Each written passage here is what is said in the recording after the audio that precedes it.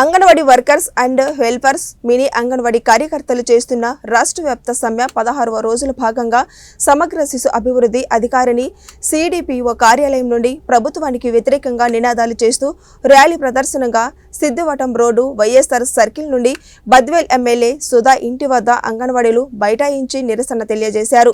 ప్రజా సంఘాలు ఐక్యవేదిక convener K Srinivasulu మాట్లాడుతూ 16వ రోజులుగా అంగన్వాడీలు సమ్మె చేస్తున్న ఈ ప్రభుత్వం పట్టించుకోకపోవడం దారుణమని అన్నారు.